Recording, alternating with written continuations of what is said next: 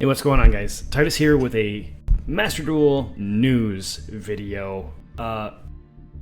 Without much of like a lead up or, hey, this is coming, Konami was just like, hey, yeah, by the way, June 11th, new pack, have fun. And it came out of kind of nowhere. People were kind of expecting it because we had this data leak that we were getting these cards, but no lead up, no news about a new event, no nothing. And then on Friday, they're like, oh yeah, by the way, Wandering Travelers Selection Pack, here you go. And we're going to pre-nerf cards as they come out. The Konami way, I guess. We'll see what will happen come Monday when the game actually gets updated and the time you'll see this video. Hopefully we see some more bans and stuff like we did the last time a pre-release card kind of came out, but they nerfed DPE before DPE came out, so I doubt we'll see major changes. I'm just being a little hopeful, but Konami has its way with doing things. Anyways, let's get into this selection pack, and specifically I want to talk about the Adventure Engine. We'll talk a little bit about Floowandereeze here in a second, but I want to specifically talk about the Adventure Engine and what it's going to do to the game.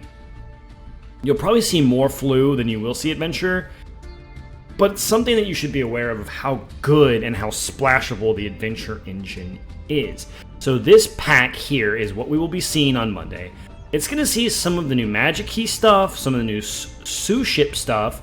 You're going to see the Live Twin, the Trouble Sunny here, Evil Twin Trouble Sunny, which is the Link 4, which really kind of helps the deck out a little bit more. But the main two archetypes that you want to see in this are the Floowandereeze, which is here you have Eaglin, Rabina, Stray, Toucan, Ampin, and then Snowl, I believe, something like that. You don't play this one, so I don't really remember the name of the card. That's the Floowandereeze cards. The deck is based on floodgates and some big monsters that kind of recuperate themselves.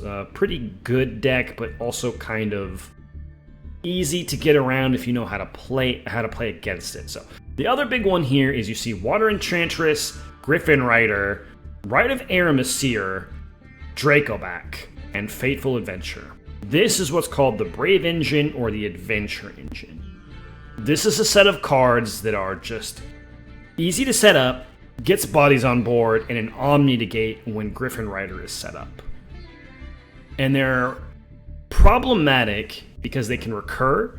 They're problematic because it's fairly easy to do stuff with them. The token can be used.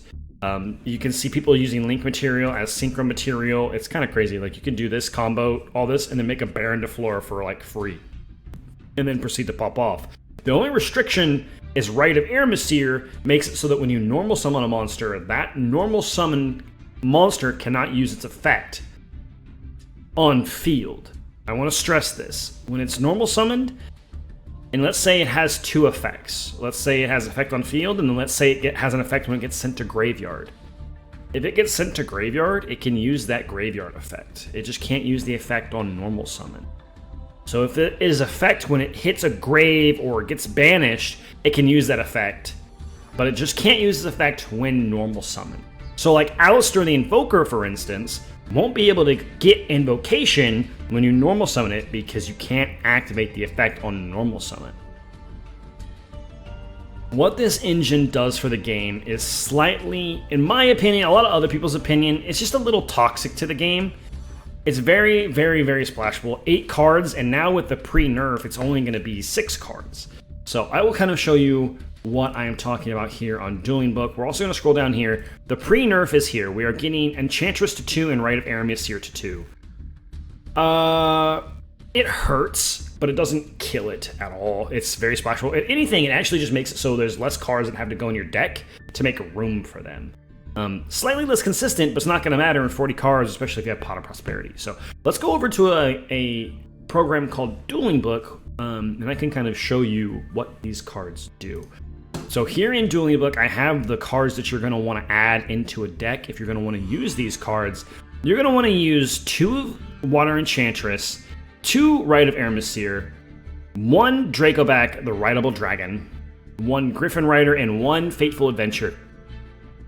And these are the cards that you need. To kind of go over, Water Enchantress is a really, really strong card. Quick effect, from your hand, you can banish it to add Rite of Aramasir. Rite of Aramasir, when activated, grants you an adventure token. This is what the whole archetype is based off of, is the token, the adventure token. Also, it gets to activate from deck Fateful Adventure. Not add to hand, not set, activate from deck Fateful Adventure. And then this card is where a lot of the recursion is going to happen. It also has a couple other things in there that is needed. So what you can do with this Fateful Adventure here is, if it's activated, you can search a monster that mentions adventure token. You will typically search this guy here, the Griffin Rider. But there's a small catch. When you search a monster that mentions an adventure token, you have to discard a card. Which would be a big deal if, when you discard the equip spell here, it will automatically, well, not automatically, but the effect is to go ahead and attach to an adventure token. So it's not like it's discarded at all. Okay, well then how do we get the Dracoback Rideable Dragon? Well, when you normal summon or special summon a monster, Fateful Adventure can trigger to add Dracoback the Rideable Dragon. And that's it. That's all you have to do. It's pretty simple, really. So let's go over a quick combo here on how these kind of things can be done. We're going to put everything back into the deck here. We're going to add... Oh, we'll go ahead and just say we opened... We're going to open one of the Enchantress, okay? One Enchantress. And you know what? Because I'm messing around with the Despia engine here, which is what I play personally with this deck, we're going to say we also opened Tragedy, and we also opened Branded Opening, because it's really, really good. This is what makes the adventure interesting. And then we'll just draw 2 more cards. Ooh, let's not do those. That doesn't help facilitate what I'm trying to show here. So we want 2 random cards. Draw. Okay, this is good. So what you can do is quick effect, banish Water Enchantress. Go ahead and add a Rite of Aramasir. Come on, Dueling Book. To hand. Okay. So now we're going to go to standby main phase. We're going to activate the Rite of Aramasir to summon a token and to activate the Fateful Adventure from deck. Go ahead and put in this spell on Trap Zone. Alright, so that's pretty good. And then we're going to activate Branded Opening, and we're going to send Tragedy to the graveyard. That means we're going to be able to go ahead and summon our Aluber. Special summon. Come on, Dueling Book. There we go. We're going to special summon our Aluber. Now we have a couple chain links. Chain link 1, Aluber. Chain link 2, Tragedy. Chain link 3, Fateful. So Fateful on chain link 3 is going to go ahead and add the equip spell, the Rideable Dragon, Dracoback. Tragedy is going to go ahead and add us Adlib. And in terms of, we won't necessarily say that I'm going to add Branded Fusion because they're not in Master Duel yet. So let's say we're going to add Branded in red in terms of Master Duel. So we're going to add Branded in red off of the Aluber. Alright. Now, we can just declare the effect of Fateful Adventure to search a monster that mentions the adventure token. We're going to grab our Rider here. And then we have to go ahead and discard a card. We're going to discard Dracoback. Dracoback effect in graveyard is going to trigger here. to go ahead and attach itself to the token. And then we're just going to declare the effect of Griffin that we want to special summon it because we either control no monsters, which we do control monsters, but we control an adventure token, so it can go ahead and special summon itself. This also needs to be in defense, by the way. That's part of Brandon opening. And so now I have gone with advantage. I have an Omni Negate on board. Dracoback, when attached to the adventure token, can bounce a card on the opponent's field and can't be destroyed by battle once per battle because of Faithful Adventure. And I still have 4 cards in hand to facilitate all of my plays. So I haven't really done anything. And I still haven't even normal summoned yet. And this is how scary the deck can be. With any kind of adventure engine, a deck just gets better. Flu Under Ease luckily can't run it because they need their normal summon literally every time. And so we're lucky there. You're going to see a lot of floodgates when Flu Under Ease comes, and we'll do more videos on it when we see it in Master Duel itself. But just know that you're going to see a lot of Barrier Statue, and you're going to see a lot of the stupid Penguin. Anyways, a couple other techs you can do with this card is, so when you want to Omni Negate, you can go ahead and declare the effect of Griffin, and it shuffles back into the deck. So a way to work against this is you typically need 2 hand traps. Before they get their adventure engine out, you only need 1 hand trap because you're dealing directly with the card that is being activated. But now, if they want to protect something that they want to use, they can activate the card, you chain, say, Ash Blossom, and then they say, okay, Griffin Rider, negates the Ash Blossom. So now you need another card. So an Imperm or a Ghost Ogre or a Veiler will really help you to get around. But that means that's 2 cards out of your hand, and you need to open 2 hand traps. So it gets kind of difficult. So turn 1, if they open this up, turn 2, if they open this up, it's really scary because it has to be answered. Some other cool techs you can do with this is, this card can activate from the graveyard to banish. So its effect is either from hand or grave. So you can declare it, banish it, and go ahead and add the Rite of Eremysir that way. The Rite of Eremysir can be added from graveyard as well. This card does so many things. It can special summon if you control the token.